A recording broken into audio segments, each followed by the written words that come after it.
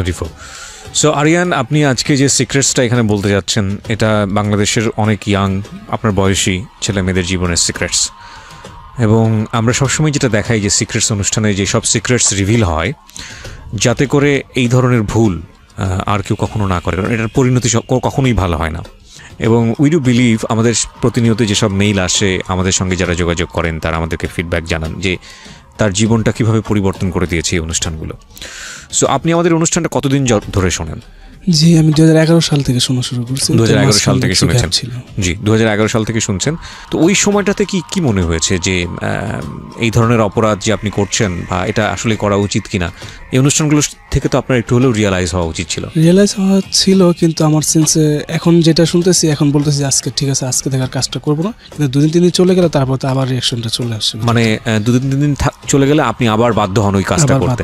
It's very interesting প্রিয় শ্রোতা। Content খুব কমন একটা কন্টেন্ট নিয়ে আজকের এই অনুষ্ঠানটা হচ্ছে, কিন্তু ওর লাইফের যে ঘটনাটা সেটা খুব ইন্টারেস্টিং। ওইটা নিয়ে আমি বহুবার কথা বলেছি, কিন্তু এটা থেকে কিওর হওয়ার পথটা খুব জরুরি, খুব জরুরি। আমাদের সোসাইটিতে যেভাবে লোমহর্ষক কিছু ঘটনা ঘটছে, আপনারা খুব রিসেন্টলি দেখবেন যে কিছুদিন আগেও এরকম ঘটনা ঘটলো, এখনও হয়তো হচ্ছে, যে গুজবে পড়ে মানুষজনকে ধরে পাবলিকলি বিভিন্ন রকমের হ্যারাস করা, শুধু তাই না, গণপিটুনি দিয়ে মেরে ফেলার মতো ঘটনা, খুব হৃদয় বিদারক ঘটনা ঘটছে। এই যে আমরা অসহিষ্ণু, আমাদের মধ্যে যে অসহিষ্ণু ব্যাপারটা, সাধারণ মানুষদের মধ্যে কোনো কিছু ধরে ফেলে নিজের হাতে আইন তুলে নেওয়া, বিচার করার যে ব্যাপারটা, সেটার পেছনে অনেকখানি কারণ, অনেকগুলো কারণ দায়ী, এবং সেই কারণটা একমাত্রিক কারণ না। কিছুদিন আগে মেহতাব খানমের একটা আর্টিকেল পড়ছিলাম যে উনি বলছেন যে মানুষের ভিতরে এক ধরনের ফ্রাস্ট্রেশন গ্রো করছে। মানুষ যখন দেখে যে বিচার অনেক বেশি লেন্দি হচ্ছে, বিচার বহির্ভূত একটা সমাজ যখন গড়ে উঠছে, বা মানুষের জায়গাটা থেকে মানুষ যখন মনে করছে যে এটার হয়তো বিচার ঠিকমতো হবে না, তখন মানুষ নিজের হাতে আইন তুলে নেয়। তো এটার একটা বড় ধরনের প্রভাব হয়তো বা মানুষের মধ্যে আছে, কিন্তু তারপরেও কথা হচ্ছে যে সেই হাতে তুলে নেওয়ার পরে আমরা কি সঠিক কাজটা করছি না, এবং সেই সঠিক কাজটা না হওয়ার কারণে আমাদের রিথিঙ্ক করা উচিত।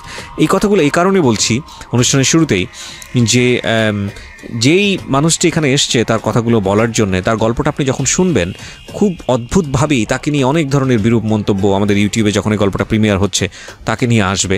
খুব অদ্ভুতভাবেই তাকে আঙুল তুলে যাচ্ছে তাই রকমের মন্তব্য করা হবে, বাজে কমেন্টস করা হবে, এবং একবারের জন্য হয়তো সেই মানুষটি চিন্তা করবেন না যে এই লোকটি যে এখানে এসছে, এই লোকটির মতোই একটা ভুল মানুষ যিনি কমেন্টস করছেন, বাজে মন্তব্য করছেন, তার মধ্যে লুকিয়ে থাকতে পারে, বা তিনিও হয়তো বা এরকমভাবে ভিকটিম হতে পারেন, বা তিনিও হয়তো বা এরকম কাজ করতে পারেন। তো মূল জায়গাটি আসলে এই মানুষটি না, মূল জায়গাটি হচ্ছে আমাদের নিজেদের সতর্ক হওয়া। কারণ কোনো ভুল করেই, কোনো অপরাধ করেই কখনো নিজের জীবনে ভালো থাকা যায় না।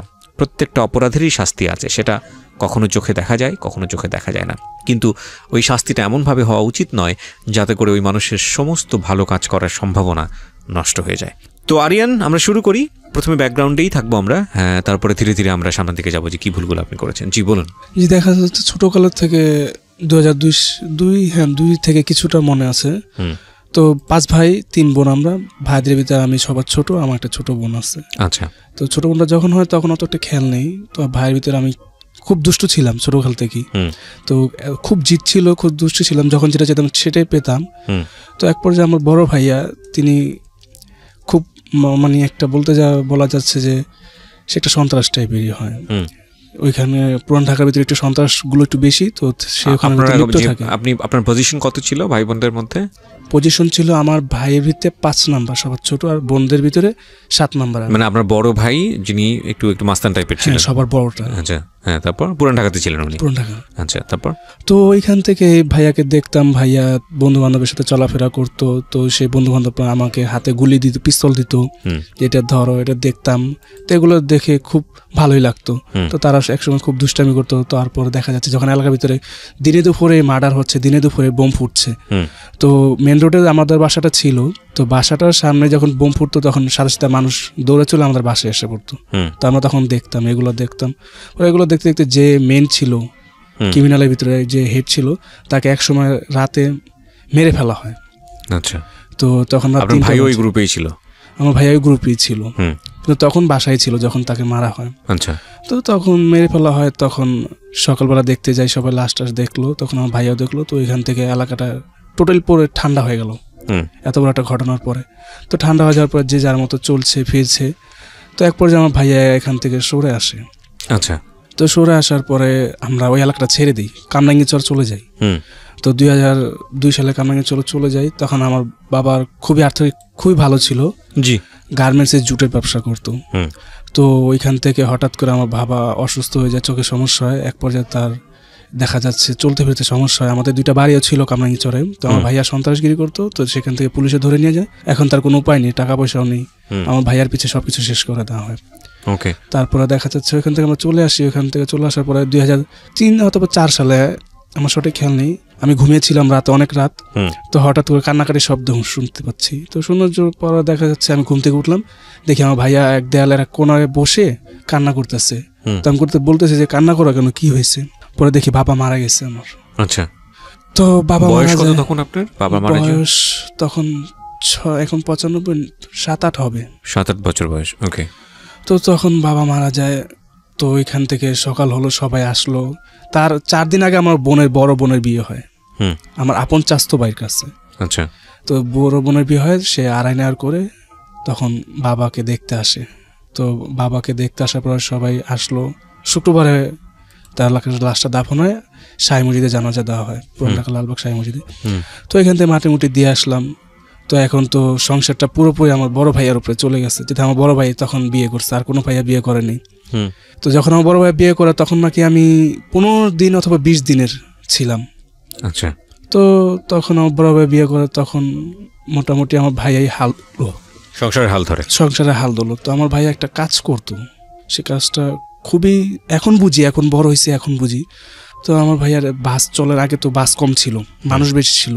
তো যাতায়াতে দেখা যায় যখন আপনি সকালে অফিসে যাবেন তখন কিন্তু একসাথে অনেকগুলো মানুষ জড়ো হতো। তো কিছু লোক কিন্তু দাঁড়িয়ে যাওয়া আসা করতো, অফিসিয়াল টাইপের। তো তখন কিন্তু খুব ছোট ছোট ফোন ছিল, 2600, 1600 এসব ক্লাসিক মডেল ফোনটি ছিল। তো এই ফোনটি কিন্তু খুব দামি ছিল। জি।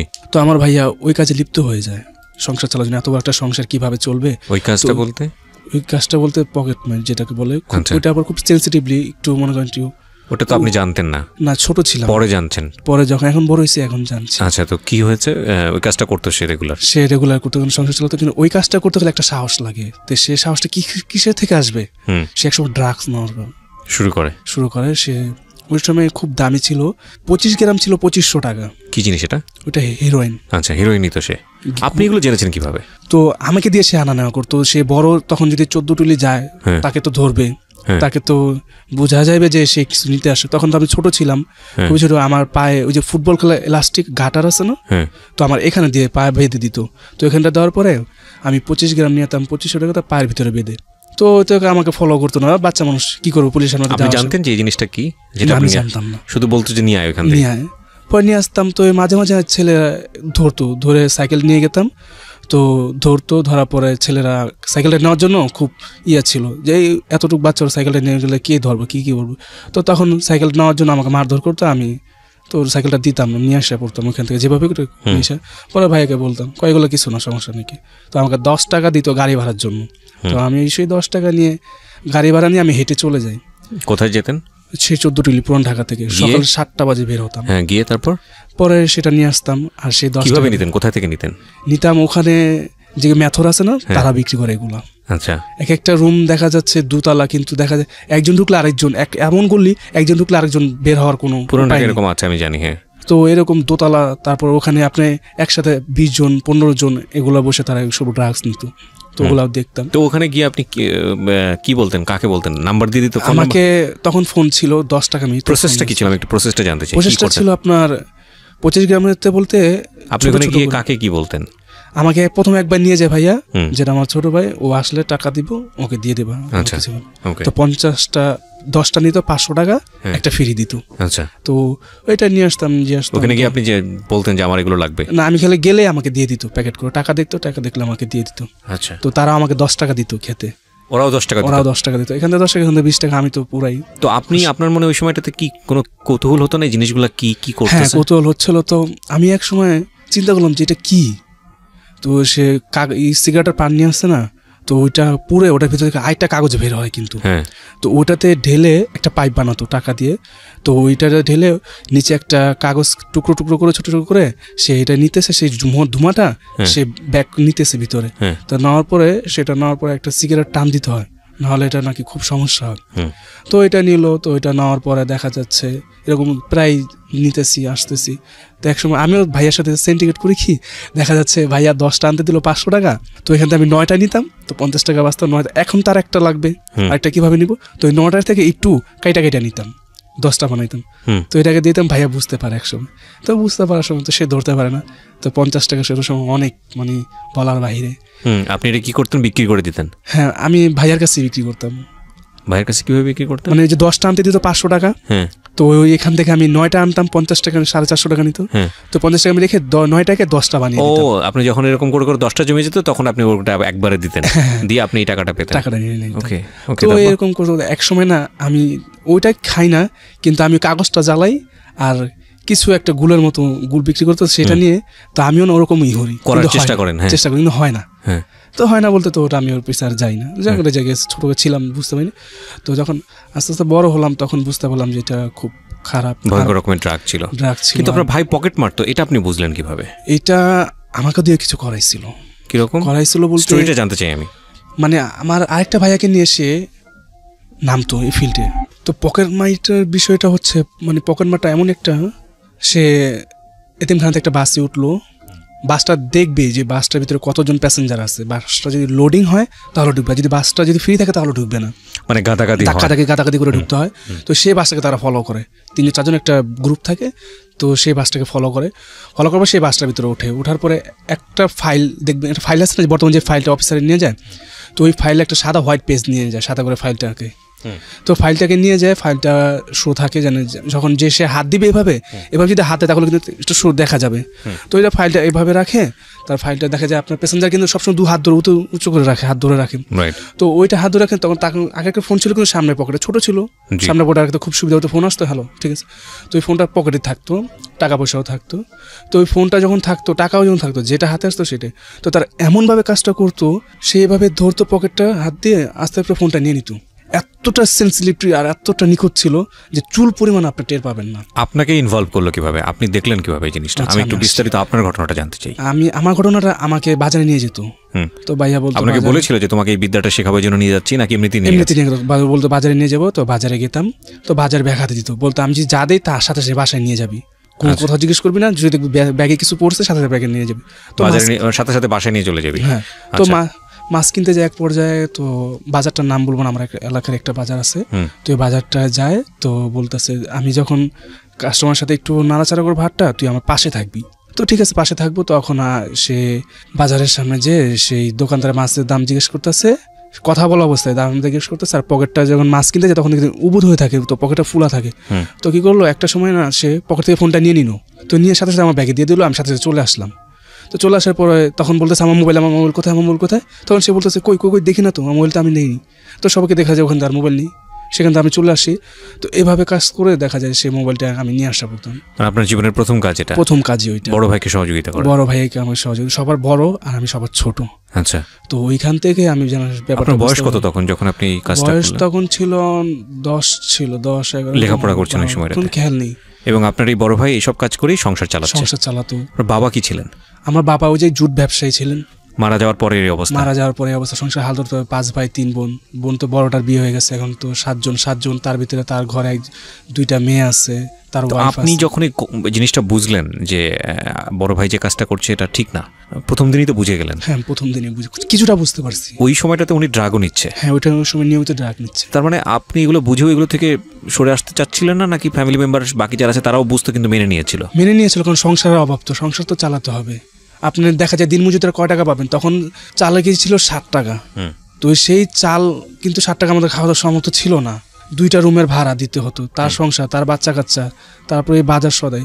তো তখন দেখা যায় করতে পারতো, কিন্তু এই পকেট মারের কাজ এটা তো খুব রিস্কি কাজ, মানুষের জিনিস চুরি করা খুব রিস্কি কাজ। এই কাজটা কেন করতো? আগে থেকে কি এসবের সাথে ইনভলভ ছিল? আমি যখন বুঝতে চেষ্টা করলাম তখন বুঝতে আসলে সেই কাজটার ইনভলভ ছিল। তার জীবনে কোনো কাজই করতে পারতেন না সে এটা ছাড়া। ও মাই গড!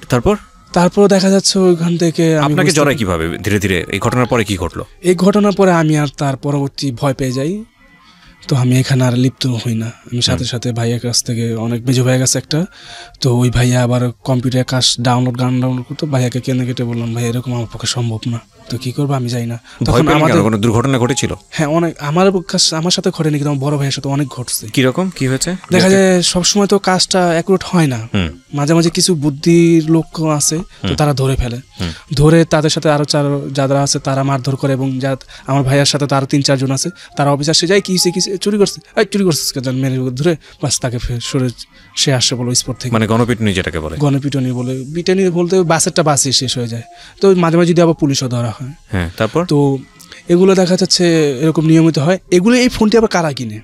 এই ফোনটি কিনে হচ্ছে গুলিস্তানের নিচে দেখবেন কি অনেকগুলো ফোনের মার্কেট আছে, তো তাদের সাথে আমাদের ভাইয়ের একটা লিঙ্ক আছে, তারা এই ফোনগুলো আমাদের বাসায় নিয়ে যাবে, এবং কি একটা ওসিও ছিল, ওই ওসিও আমার কাছ থেকে নিয়ে যেত। ওসি কিন্তু দেখতেছে যে আমার ভাইয়া ড্রাগস নিচ্ছে, ফোন লেনদেন হচ্ছে, সবকিছু বিষয়ে সবই জানে, তো ওই ফোনও লেনদেন করতো। তো আমাদের ঘরটা এমন ছিল যেখানে হাত দিবেন সেখানেই ফোন, সুকেসের ডানে বামে যেখানে হাত দিবেন। তার মানে ফ্যামিলি মেম্বার প্রত্যেকেই জানতো বিষয়টা? প্রত্যেকেই জানতো, শুধু আমি জানতাম না। তো আমার মেজো ভাইকে নিয়ে কাজ করে, তো আমার ভাইয়াও এরকম, আরো মেজো ভাইও জড়িত ছিল, পুরোপুরি আমার ভাইয়াকে জড়িত করে ফেলছিল। আচ্ছা। তো আমার ভাই এমন মার খাইছে পুলিশের হাতে, তো তারপর থেকে ভাইয়া সরে যায়। তো দেখা যায় এখন এটা আর হচ্ছে না, তো এখন ভাইয়ারা বড় হয়েছে, যে যার মতো হচ্ছে। তো এক ভাইয়া কি করলো, বিয়ে করে সরে গেল। তো ওই ভাইয়া সরে যাওয়ার পরে, সে বিয়ে করার পরে সে সংসার চালাতে পারছে না, তো সে কি করবে, সে ওই কাজে লিপ্ত হলো। তো সে প্রথম 2-3 দিন ভালোই ছিল, পরে দেখা যায় সে এমন মাইর খেয়েছে, সে মাইর খাওয়ার পরে সে তার শিক্ষা হয়ে গেছে, তো সে চলে আসে, সে এখানে আর যায় না। তো আমার ভাইয়া নিয়মিত এখন কাজ করতেছে। এখন দেখা যায় মেয়ে 2টা বড় হচ্ছে, দেখা যায় মেয়েটি বড় হচ্ছে, মেয়েটি জানতে পারলে বিয়ে হবে না, সেই সমস্যা হবে। এখন কি করলো, আস্তে আস্তে সে এখান থেকে বিরত নিয়ে যেতে যাচ্ছে, কিন্তু বিরতি নেওয়ার আগে যে নিবে, সে ড্রাগসটা তো ছাড়তে হবে, সেটা কিভাবে? তো রিহাবে দেওয়া হলো, রিহাবে একবার দেওয়া হলো, সেই রিহাব থেকে যে মোটামুটি ভালো ছিল কয়দিন, কিন্তু ব্যবসা ছাড়া, ওই কাজ ছাড়া কোনো কাজ করতে পারে না, এই পকেট মার ছাড়া অন্য কোনো কাজ করতে পারে না। সে এলাকার ভিতরে একজন নামি দামি লোকই ছিল, বড়দের উঠে বসে, তো এটা ছাড়া পারতেছে না। তো কি গেলো, তাকে বাইরে সৌদি আরব পাঠিয়ে দেওয়া হলো। আচ্ছা। বলতে ওখানে যে কাজকাম করবে, তো পুরান ঢাকায় কি আপনাদের নিজেদের বাড়ি? পুরান ঢাকায় নিজেদের বাড়ি ছিল, এবং কামরাঙ্গি চরে ছিল, দুটোটাই বিক্রি হয়ে গেছে শুধু আমার ভাইয়ের কারণে। আর বাবা কি অসুস্থ ছিল, এই যিনি পকেট মার করছেন এটার কারণে? হ্যাঁ, দেখা বাড়ি ছিল, ছেলেমেয়েদেরকে লেখাপড়া করেনি আপনার বাবা মা? লেখাপড়া বাবা মা বলতে আমার ভাইয়া ম্যাট্রিক পাস, মোটামুটি আমার সব ভাইয়াই লেখাপড়া করছে, করার পরেও এই পেশাতে জড়িত হয়েছে। কেন? ও যে আর কোন তো কাজ খুঁজে পাচ্ছে না, সন্ত্রাসী করতো, সন্ত্রাসী এখন তো মানে যাদের সঙ্গে মিশতো তারা এই ধরনের কাজ করতো, সঙ্গদোষ যেটাকে বলে। সঙ্গদোষ বলতে এটা ওই এলাকায় একজন, তারপর হচ্ছে আপনার এই তেজগাঁও একজন, মানে বিভিন্ন ধরনের এলাকা থেকে এক একজন করে এটা গ্রুপে। আর যারা যারা ছিল তাদের 14 গোষ্ঠী, তারা না জানতো, তাদের ফ্যামিলি মেম্বার জানতো যেগুলো হচ্ছে। মানে এই একটা এলাকায় একজনের নিয়ন্ত্রণ, একজন নিত। পুরান ঢাকাটা আপনার ভাইয়ের নিয়ন্ত্রণে ছিল। তো এখান থেকে নিত, এখান থেকে দেখা যায় আমার ভাইয়াকে নিত, তো আরেক জায়গায় তার একজন নিত, এরকম একটা গ্রুপ হতো, 4-5টা গ্রুপ হতো। তো গ্রুপের ভিতরে 4-5 জায়গায় ছিটে ছোটে হয়ে গেত।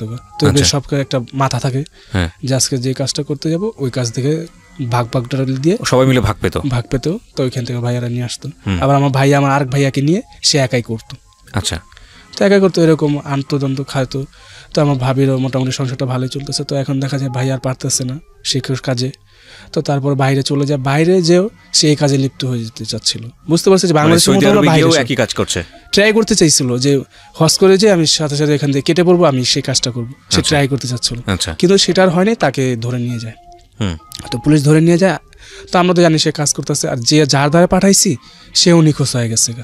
তো প্রপারলি দেখা যাচ্ছে এখানে আর যোগাযোগ নেই ভাইয়ের সাথে, বেঁচে আছে কিনা মরে আছে তাও জানি না। তো এখন তো পুরো সংসারটা কি হবে?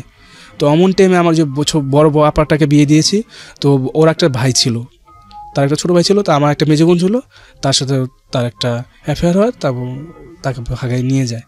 তো ভাগিয়ে নিয়ে যাওয়ার আগে সে ছোটো বোনটা আমার ভাবি চাকরিতে ঢুকে, তারপর যে একটা ভাইয়া ওই কাজে লিপ্ত ছিল সে আলাদা হয়ে সে বিয়ে করলো। তো তারও ওয়াইফ চাকরি করে। তারপর দেখা যাচ্ছে তাদের দুজনের চাকরি করতেছে, আমার রান্না করে দিচ্ছে, আমি সেই খাবারটা নিয়ে গার্মেন্টসে দিয়ে আসতেছি খাবারটা। আপনার মা কি করতে, একটা কথা বলেন তো? এই যে ও তো জানতো যে ছেলে এইসব পকেট মারি করে এইসব পয়সা টয়সা নিয়ে আসতেছে। পকেট মারের কথা আমি জানি না, কিন্তু আমার মা যখন মারা যায়, তারা আমার বাবা মারা যায় তার 1 বছর পরে মারা যায়। আচ্ছা। 1 বছর পরে সেও শুক্রবারে মারা যায়।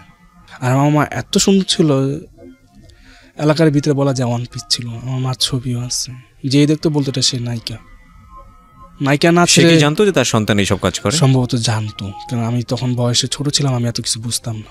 আচ্ছা, আপনার এলাকার লোকজন আশেপাশে জানতো না যে আপনার ভাই কাজ করে? বাইরে সাইডে হচ্ছে, আর আমরা এটাকে সবসময় গুরুত্বপূর্ণ ভাবে দেখতাম, গোপন রাখতেন, মানে সব ফ্যামিলি মেম্বাররা এটাকে ফ্যামিলি মেম্বার একদম গোপন রাখতেন। ওকে, তো এখান থেকে দেখা যাচ্ছে যে বাইরে চলে গেল। তো বাইরে যাওয়ার পরে দেখা যাচ্ছে কি সেটা সে নিয়ন্ত্রণ আনতে পারলো না, তাকে ধরে নিয়ে গেল। এখন তো কি হবে, সংসার বাইরে গিয়েও সে পকেটমারি করেছে, তারপরে পুলিশ ধরে নিয়ে গেছে, ধরে নিয়ে গেছে। তো দেখা যাচ্ছে কি এখন তো সংসারটা পুরোই বড় ভাবির আন্ডারে চলে গেল। তো বড় ভাবি কি করবে, গার্মেন্টসে ঢুকলো মেয়ে দুইটাকে রেখে। তারপরে আমার আরেকটা ভাবি আছে যেটাকে বিয়ে করলো, তার দুজনে গার্মেন্টসে ঢুকলো, তারা এই সংসারটা চালাচ্ছে। তার ভিতরে আমার ভাই একটা। তখন বয়স কত আপনার? তখন বয়স সম্ভবত 12 হবে। আপনি কি নিজের হাতে দুই একটা কাজ করেছেন এরকম পকেটমারি কাজ? ওই একবার গিয়ে ধরা? একবারে গিয়ে আমার শিক্ষা হয়ে গেছে। আচ্ছা, তারপর আমি কখনো ট্রাই করিনি। তো তারপরে আমার ভাইয়া ওখানে নেই, তারপর এখানে আমার ভাবি সংসার চালাচ্ছে। তো এটাকে কি করতে হবে, ভাবি যখন সংসার চালাচ্ছে তো রান্না বাড়া করে দেয়, আমি খাবারটা দিয়ে আসি। এখন আমার বোন যে ছেলের সাথে চলে গেছে, এখন তো রান্না বাড়া কি করবে? তো তারপরে আমার ভাবির বড় মাকে, মানে মাকে নিয়ে আসলো, আমার মা ওই যে সে রান্না বাড়া করে দিল। তারপরে এখন চললো, মোটামুটি চলতেছে, বড় হলাম। তো এক পর্যায়ে 2011 সাল, তো এখন তো আমার চাকরি করতে হবে, যেটা আমি একটু বড় হয়েছি। পড়াশোনা কত পর্যন্ত হয়েছে? পড়াশোনা বলতে আমার এখনো খেয়াল আছে, আমার ভাই হাত ধরে নিয়ে যে আমাকে স্কুলে দিয়ে আসতো, দুষ্টামি ফাজলামি করতাম। তো 1 পড়ছি, 2-এ ফেল করছি, আবার 2-এতে ক্লাস 2-তে আমাকে আবার রাখা হলো। তো 2-এ পড়ে আমি আবার লেখাপড়া ছেড়ে দিই। তো তখন বাজার আনতে দিত, বাজার আনতে দিলে দেখা যাচ্ছে সবকিছু থেকে 2 টাকা করে নিয়ে নিতাম। যখন আলু ছিল 8 টাকা, বাসায় এসে বলতাম 10 টাকা। তারপরে দেখা যাচ্ছে এরকম ভাবে 10 টাকাগুলো চুরি করতেন, এগুলো কি করতেন এই পয়সা দিয়ে? এগুলো নিয়ে সব ভিডিও গেমসে চলে যেতাম। ভিডিও গেমসে গিয়ে ভিডিও গেমস খেলতাম, কিন্তু আউট কোনো নেশা ছিল না। আপনাকে হাত খরচ দেওয়া হতো না বাড়ি থেকে? বাড়ি থেকে হাত খরচ বলতে ওই যে আগে যে 10 টাকা করে দিত ওইটাই, আর এছাড়া আর কোনো বছরে একবার যদি আসতো তো দেখা যাচ্ছে ওই একবার কাপড় চোপড় কিনে দিত। তো ঈদ যখন আসতো তখন একটা জিনিস ভাবতাম যে সবার পকেটে 100 টাকা নোট, 200 টাকা, 50 টাকা নোট, আমার কাছে কেন নাই? হ্যাঁ, তো আমার পকেটেও থাকতো না। তো আমি কিছু খুব মন খারাপ লাগতো। তো এটা নিয়ে আর মন খারাপ করতাম না, হয়তো নেই, এখন ছোট যার কারণে। তো 10-20 টাকা নিয়েই বন্ধুদের সাথে ঘুরতাম, আড্ডা দিতাম, ওই পর্যন্তই শেষ। তো এক পর্যায়ে হঠাৎ করে আমার ভাইয়া বলে যে ঠিক আছে, তোকে ফোনের দোকানে দিয়ে দিই, তুই মোবাইল সার্ভিসিংয়ের কাজটা শিখ। আচ্ছা। তো মোবাইল সার্ভিসিংয়ের কাজটা শিখতে গেলে দেখা যায় ওখানে কাজ শিখছি, তো আমার ব্রেনটে ঢুকতেছে না। আচ্ছা। তো আমি বললাম যে আমি কম্পিউটার কাজ শিখবো। ঠিক আছে, কম্পিউটার কাজ শিখবি, গান ডাউনলোড করবে, এগুলো করবে, ঠিক আছে, এগুলো করে। তো এগুলো লিপ্ত হয়ে গেলাম। তো এক পর্যায়ে কাজটা শেখার পরে তো দেখা যাচ্ছে ভালোই আমি কাজ জানি। তো আমার ভাইয়া এক পর্যায়ে দোকানটা ছেড়ে দেয় বলতে কি আমার ভাইয়াও সংসার চালাচ্ছিল, কিন্তু ভাইয়া সংসার চালাতে যে দোকানে ভাড়া দিতে পারছে না। ওই ভাই যে ভাই পকেটমারি করতো সেই ভাই নাকি অন্য একটা? উনি তো সৌদি আরবে জেলে। হ্যাঁ, ওটা তো জেলে, ওটা তো আমার নিখোঁজ। তো দেখা যাচ্ছে কি করব, এখন দেখা যায় ভাইয়াটা সংসারের টাকা দিতে গেলে দোকান ভাড়াটা দিতে পারছেন। দোকানটা হচ্ছে এমন একজনের, আপনি দোকানটা নিয়েছেন, তো আপনার কাছ থেকে আমি আলাদা একটা সাইট নিয়ে নিলাম। আচ্ছা। তো এখান থেকে মাসে 2500 টাকা করে দিতে হবে কম্পিউটারই ওরে। তো ভাইয়া ওই সময় ছিল 1 GB মেমোরি কার্ড, 500 GB। তো 512 আর ওইখান থেকে দেখা যায় 128, এগুলো মেমোরি লোড করলে সারাদিনে 500, 700, 800, 1000 টাকা এসে পড়ে। তো দেখা যায় তখন এরকম ভাবে চলতেছে। তো এক পর্যায়ে দেখা যায় দোকানের ভাড়াটা আটকে ফেলে। তো ভাইয়াকে মানা করে দেয়। আমিও তখন একটা মাস সামনে কি করব, তখন আমি এলিফ্যান্ট রোডে আমার একটা ফ্রেন্ডের ধারে আমি একটা মাস চাকরি নিই। তো আমাকে সেখানে বলা হয়েছে যে তুমি পুরো রমজান মাস চাকরি করবে, তোমাকে 1500 টাকা দেওয়া হবে। তো 1500 টাকা নিয়ে কি করবো, 1500 টাকা কাকে দেবো? তো 1500 টাকা বেতনে কি হয়, আমার হয় না। আমি বাসা থেকে বললাম যে ভাবি এমন আমার তো 1500 টাকা বেতন, তো আমি যদি আপনার কাছে 3 বেলা খাই, তখন দেখা 3 বেলা নিয়মিত দেখা 1000 টাকা দিতে হবে। তা ভাড়াও আছে আমার 1500 টাকা। তখন আমরা ওই যে আমার যে ভাইটা কম্পিউটার কাজ করতো, তখন আমরা এক পর্যায়ে আলাদা হয়ে যাই। আচ্ছা, 2 ভাই। তো ভাইয়াকে বললাম যে ভাইয়া যে এরকম এত টাকা বেতন, তো আমি কিভাবে চলবো? তো ভাইয়া বলে যে ভাবিকে বল যে তোকে খাওয়াতে। তো ঠিক আছে বললাম ভাবিকে, আমি কিভাবে আমার কাছে 2 বেলা খাবো, তো আপনাকে আমি কিছু টাকা দিই। ভাবি বলে না 2 বেলা না 3 বেলা খেতে হবে। আমি ভাবি 3 বেলা যদি খাই তাহলে তো আমার টাকাটা দেওয়া হবে, পুরো টাকা যদি আপনাকে দিয়ে দিই তাহলে তো আমার ঘর ভাড়া হবে না। তো এরকম কান্নাকাটি করতেছে, ভাইকে বলতেছি। তো ভাবির কাছে আসলো ভাইয়া, বলতে যে খাওয়াবেন না কেন? না এরকম। তো এক পর্যায়ে আমি কান্নাকাটি করে চলে আসি। তো এখানে আর হয় না। তো আমার যে একটা ছোট বোন ছিল, তাকে নিয়ে আমরা একটা আলাদা রুম নিলাম, নিয়ে ভাইয়া কাজ করে আমিও কাজ করি। তো মোটামুটি চলে। দেখলাম 2 মাস করার পরে এখন আর হচ্ছে না। তার ভিতরে 50 টাকা সপ্তাহে দিত। তো আমার একটা ফ্রেন্ড ছিল, তো প্রেম করতো, তো দেখা যাচ্ছে প্রেম করতো, ও আমাকে ছাড়া কিছুই বুঝে না ছেলেটা, এবং কি মেয়েটা কিছু বুঝে না। যদি কোথাও যায় আরিয়ান ভাই কেন, আরিয়ান ভাইকে ছাড়া যাবো না। টিএসসি যেতাম, যেখানে যেতাম আরিয়ান ভাইয়া সবসময় আরিয়ান ভাইয়া। তো ওখানে যে যাবো, একদিন বৃহস্পতিবার চকে এসে আমার দোকানের সামনে দাঁড়া দিচ্ছে। তো আমি তো দোকানদার বলতে পারছি না যে আমাকে ছুটি লাগবে। পরে বলতেছে কি হয়েছে, তো আমি বলি যে আমার ছুটি লাগবে। কেন? আমি কি আমার ভাবি অসুস্থ। ভাবি অসুস্থ মানে? পরে যাই বললো হ্যাঁ আমার ভাবি অসুস্থ। পরে কয় আচ্ছা ঠিক আছে 50 টাকা নাও। আর আমি যেদিন এসেছি পরে আমার ডাকছে, কয় বলো। তো দাঁড়াও, আমি বলছি জি। কয় তুমি যে মিথ্যা কথা বলছো সেটা আমি জানতে পারছি, তো এইরকম আর মিথ্যা কথা বলবা না, ঠিক আছে? তো সপ্তাহে 50 টাকা দেয়। তো 50 টাকা নিয়ে আমি ওই ফ্রেন্ডকে নিয়ে ঘুরতে চাই, তো ওই রাতে 50 টাকা ভাঙা হয়ে যায়। আচ্ছা। তো সারা সপ্তাহ আমার তো আবার সে আগের মতো হোটেলে যে 10 টাকা দিয়ে দুপুরে খেতাম আর সকালে না খেয়ে যেতাম। ওকে। তো এরকম 2 মাস চাকরি করলাম। তো ভাবি বলে যে ওই যে গার্মেন্টস চাকরি করতেছে, তো ভাবি বলে যে এরকম তো হয় না, আয় তোরা গার্মেন্টসে নিয়ে যাই, তুই গার্মেন্টসে চাকরি কর। 2011 সালে না হয়তো 2012 সালে এমনই হবে। তো আমাদের পুরনো ঢাকা একটা গার্মেন্টস ছিল, তো গার্মেন্টসের নামটা আমি বলবো না। তো এখানে নিয়ে যায়, তখন তো আমি ছোটোবেলা থেকে খুব একটু পরিষ্কার এবং কি স্মার্টলি ভাবে চলার চেষ্টা করতাম। তো এখানে নিয়ে যায়, তো লাইফে ফার্স্ট আমি গার্মেন্টসে ঢুকি। তো গার্মেন্টসে ঢুকার পরে বয়স কম, জন্মদিন আমাকে নিবে না। তো আমি তো কান্নাকাটি করতেছি, নিবে না, এখন আমি কি করব? তো কান্নাকাটি করতেছি, তখন এক পর্যায়ে আমার এক সুপারভাইজার বলে যে তোমাকে নিতে পারি, তোমার জন্ম নিবন্ধনটা যদি একটু বয়স বাড়িয়ে দেওয়া যায় তাহলে তোমাকে নেওয়া যাবে। তো আমি বলি যে সেটাই করেন। কয়েক কিছু টাকা লাগবে জন্ম নিবন্ধন করতে, তো আমি সাথে দেবো আপনাকে। পরে আমাকে জয়েন দেওয়া হলো আর শিখিয়ে দিল, যদি কোনো অফিসার এসে বলে তুমি আগে কোথায় চাকরি করছো, তো অমুক গার্মেন্টসের নাম বলবা। তো আমাকে শিখিয়ে দিচ্ছে, আমি গার্মেন্টসের নাম বলছি। এক্সপিরিয়েন্সও বলবা যে 1 বছর, বাকিটা ম্যানেজ করে নেব। ওকে। তো মোটামুটি হ্যাঁ আমি চাকরি করতেছি, তো মোটামুটি হলো। তো ওখানে অনেক মেয়ে ছেলে, যখন ফ্লোরে ঢুকলাম সবাই আমার দিকে তাকিয়ে থাকলো। তো ফ্লোরের ভিতরে আমার মনে হচ্ছে যে আমি সবার ছোট। তো সবাই আমাকে আদর করতো, সবাই আমাকে দেখাশোনা করতো, মেয়েরা খুব ভালোই দেখতো। তো এরকম 3-4 মাস চাকরি করার পরে আমাকে বকা দেয় ইনচার্জ। ফ্লালিংয়ে মাল চলতেছে, তো ফ্লালিংয়ে মালে তো খুব বুসকা উঠে। তো ফ্লালিংয়ে মাল চলতেছে, বুসকা উঠে। তো এখানে দেখা যাচ্ছে আমি সবসময় রুমাল মুখে দিয়ে কাজ করতাম। তো আমার ওই ইনচার্জটা বলতেছে তুমি রুমাল মুখে দিয়ে কাজ করতে পারবা না। তা আমি দ্বিতীয়বার আবার রুমাল মুখে দিয়ে কাজ করতেছি, তখন সে আমাকে আইসা বকাবাধ্য করলো। তো আমি আমার সুপারভাইজারকে বললাম যে ও আমাকে বকাবাধ্য করছে। তো এক পর্যায়ে আমি আমার বন্ধুদের খবর দিই, তাকে আমি মারবো। আমি এলাকার ছিলাম, ও ছিল খোলামোড়া থাকতো, আমি পুরান ঢাকা থাকতাম, আমি ওকে মারবো। তো এটা তার কানে যায়। তো যাওয়ার পরে আমাকে বসায় বলে ঠিক আছে সরি টরি, এইভাবে বাদ দে, যা হয়েছে হয়েছে। তো আমি কাজ করতে থাকি। তো কাজ করা থেকে দেখা যাচ্ছে একটা মেয়ে আমাকে পছন্দ করলো, সে কোয়ালিটি ছিল। বয়স আমার 3-4 বছরের বড়। আচ্ছা। যখন আমি যেতাম তখন আমি মানে পারফিউম কেনার তো সম্ভব না, আমি আতর কিনলাম। আতর কিনে বাস আতর মেরেটে সকাল অফিসে যেতাম। আচ্ছা। হ্যান্ডসামলি হয়ে তো যাওয়া আসা হতো। তখন কোয়ালিটি আমাকে বলতেছে, ডাক দিয়ে বলে শোনো কি তোমার ঘ্রাণটা খুব সুন্দর। আমি কি জি ঠিক আছে। মেয়েটা? হ্যাঁ মেয়েটা আমাকে বলতেছে। তো তখন এক পর্যায়ে না মেয়েটা আমাকে ডাক দিয়ে প্রপোজ করলো। তো প্রপোজ করলো ঠিক আছে, আমি তখন ভালোবাসা বুঝি না। তো প্রপোজ করলো যে বলছো ঠিক আছে দুজনে, তো মোটামুটি কথাবার্তা হচ্ছে। একদিন দুজনেই বেতন পেলাম। তো আমার বেতন ধরা হলো 3000 টাকা, লাইফের ফার্স্ট। আমি বেতন আনতে যাবো, মানে আমার যেতে ইচ্ছে হচ্ছে না, তার ভিতরে আমি সাহসও পাচ্ছি না বেতনটা কীভাবে নিতে যাব, কীভাবে কী করবো।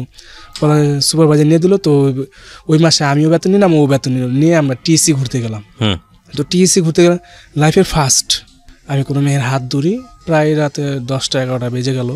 তো ওই ভার্সিটির কিছু স্টুডেন্ট আসলো। তো ওইখানে আমাকে কিছু ছেলে ধরলো, বললো এত রাত এখানে কি করো, এই সেই। পরে থাইথাপুর দিয়ে কান ধরিয়ে চলে আসলাম। তো চলে আসার পরে ওকে আমার ওই ইনচার্জটা জানতো আমি খুব কাজের প্রতি খুবই মনোযোগী ছিলাম, খুব ভালো ছিলাম।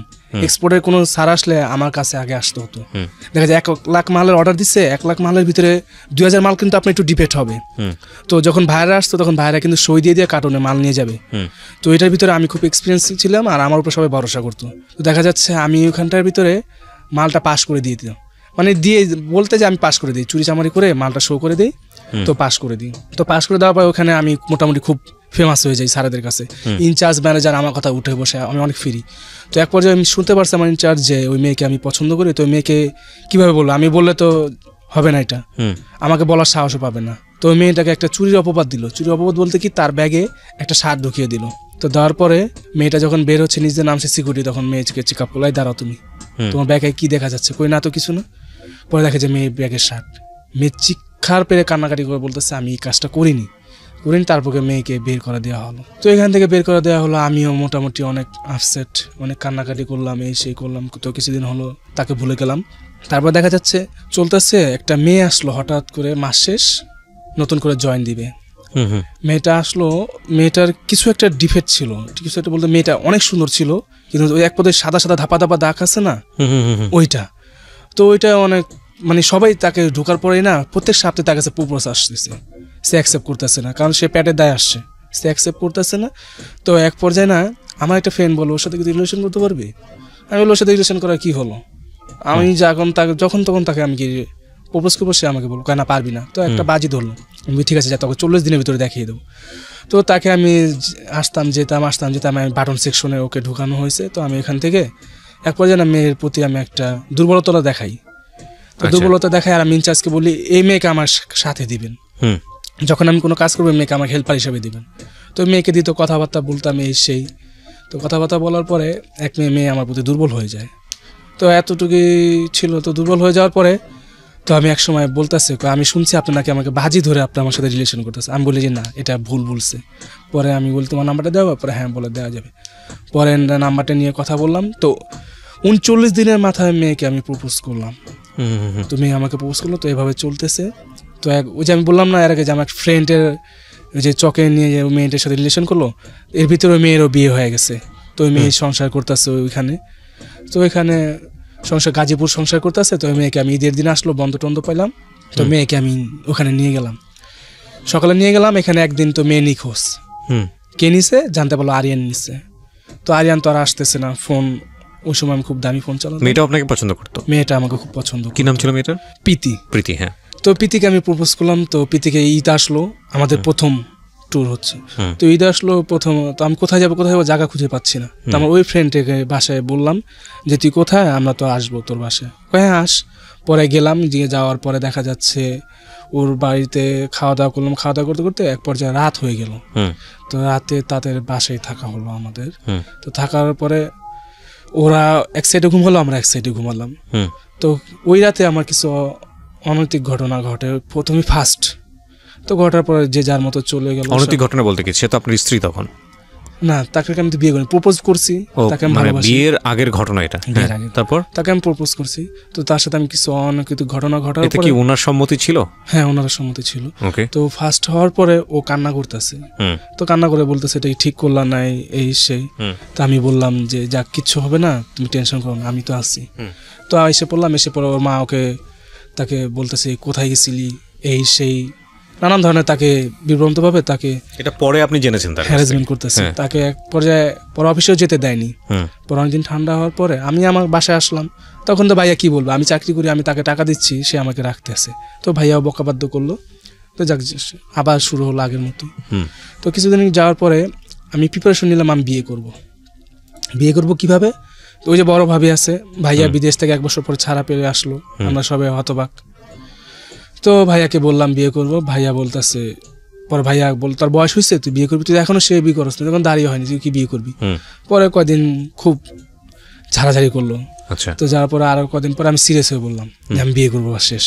পরে ভাইয়া বলে যে আচ্ছা ঠিক আছে তুই বিয়ে করবি, আমরা তোকে বিয়ে করা দেবো। তো সবার বড় ভাইয়া কিন্তু, কারণ ভাইয়া তো অচল হয়ে গেছে। ভাইয়া বাসা থেকে চাকরি করতে পারে না, ভাবি কাজ করলে ভাইয়া খেতে পারে না তো না। আচ্ছা। তো ওই ভাইয়াকে আমি একটা কিছু টাকা দিলাম, ভাইয়াকে বললাম যে আমাকে বিয়ে করা দাও। এখানে আমার বন্ধু বান্ধবকেও বললাম, ওরা সবাই আসলো, আমার বন্ধু মাও আসলো, সবাই আমরা ফ্রেন্ডের বাসায় বিয়ে করলাম। তো বিয়ে করার পরে তাকে আমরা রেখে দিলাম। তো ওইখান থেকে তার মা বাবা আসলো, বললো যে মেয়ে দাও এই নিয়ে নানা। আচ্ছা, মানে মেয়ের বাবা মা পছন্দ করেনি আপনাদের বিষয়টা? পছন্দ টোটালি পছন্দ করতো না। ওকে, তারপর পরে পছন্দ করতো না, এর ভিতরে কারণ আছে। কারণটা হচ্ছে আমার মা বাবা নেই, কে দিবে তার কাছে? আমিও তো দিব না আমার ছোট বোনকে, যদি আমার মা বাবা না থাকে, ওর মা বাবা না থাকে, আমি কিভাবে দিব? তো এই নিয়ে অনেক কাহিনী হলো। পরে এক পর্যায়ে তারা আর আমাদের সাথে কথা বলে না, মেয়ে আমাদের কাছে দিয়ে দিল। তো মেয়ে তো এখন আমার হাতেই, তো ও কাজ করতেছে, আমিও কাজ করতেছি। ঘর নেওয়া হয়নি, 1 মাস ঘর নেওয়া হয়নি। তারপর হঠাৎ করে আমি চাকরিটা ছেড়ে দিয়ে বলে যে ভাইয়েরগুলো আসতো, সেই ভাইয়েরগুলা এসে যখন ইন্সপেকশন করতো, ইন্সপেকশন করার পর তাদেরকে কিছু দেওয়া হতো, তো ওইটা তো গেল।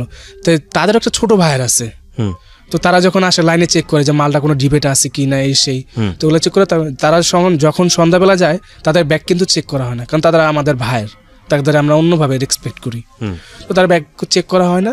তো এক পর্যায়ে আমি যে গার্মেন্টসে চাকরি করতাম সেই গার্মেন্টস এমডি স্যার মারা যায়, তো তার ভাগ্নে সেই গার্মেন্টসের ইয়াটা নেয়। তো ওইখান থেকে প্রত্যেক দিনই তারা যাওয়ার সময় ব্যাগে করে 15-20টা করে শার্ট নিয়ে যেত। তো এটা আমি দেখে ফেলার পর বলে আমি বলেছি করে এটা কী হচ্ছে, যা দেখতেছো এটা কিছুই না। তো আমি এক পর্যায়ে আমি আমার এমডি স্যার তাকে আমি সরাসরি, সে আসলো একদিন মালিক মারা যাওয়ার পরে আমি কাজ করতে, সে আমাকে জিজ্ঞেস করতেছে কেমন আছে, কেমন চলতেছে, এই সেই বলছি স্যার জি স্যার ভালো চলতেছে। পরে এক সময় তার আমি অফিসে যাই, রুমে যাই, তো রুমে যেয়ে বললাম যে স্যার এটা এরকম চলতেছে, এরকম চুরি করে নিয়ে যাচ্ছে, তুমি কি কোনো প্রুফ দেখাতে পারবে? আমি বলি যে হ্যাঁ দেখাতে পারবো। যদি তুমি প্রুফ দেখাতে পারো তোমার বেতন আমি 4600 টাকা করবো। তো আমি বলছি আচ্ছা ঠিক আছে। তো দেখা যাচ্ছে প্রুফ দেখানোর আগে তো ওই স্যারটা আবার জেনে যায়, তো জেনে যাওয়ার পরে আমাকে কি করলো, যখন ইন্সপেকশনে যাই তখন আমার পকেটে স্টিকার দেওয়া হয়, যে মালটা রেশিও দেবে সাইজ বাই সাইজ মালটা ঢুকবে তার একটা সই থাকতে হবে, নাহলে যদি এটা ভুল হয়েছে কাকে ধরবে, যে ধরবে আমি বলবো না আমি কই না, ওর হয় না। পরে ইন্সপেকশন রুমে কিছু মাল নিয়ে যায় চেক আপ করার জন্য, তো ওখানে আমার সই থাকে, আমার কিন্তু রেশিও ভুল হয়নি, আমি শিওর, আমি 100% শিওর আমার রেশিও ভুল হয়নি। তারা কি করলো, রেশিওটা ভুল করে আমাকে ডাকলো, কারণ আমার সামনে কেটে বলো এটা রেশিও ভুল, তোমাকে এখানে রাখা যাবে না, তোমাকে সুইং সেকশনে দিয়ে দিলাম। তো সুইং সেকশনে দিলে তো ফিনিশিংয়ে কী হচ্ছে সেটা তো আমি বলতে পারবো না। তো এখানে দিয়ে দিল, আমার আর মন টিকতেছে না, ফিনিশিংয়ে ছাড়া আমি পারতেছি না, কোনোভাবে পারতেছি না, এরকম হাও মাও আমি বিশৃঙ্খলা করতেছি।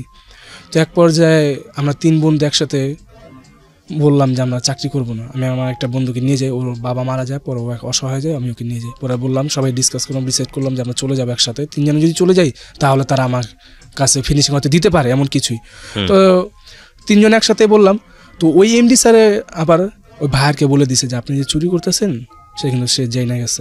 তো ভাইয়ারটার সাথেও সে লিপ্ত ছিল, কারণ এমডি স্যার তো মারা গেছে, ভাগ্নিদের কাছে বুঝিয়ে দিছে।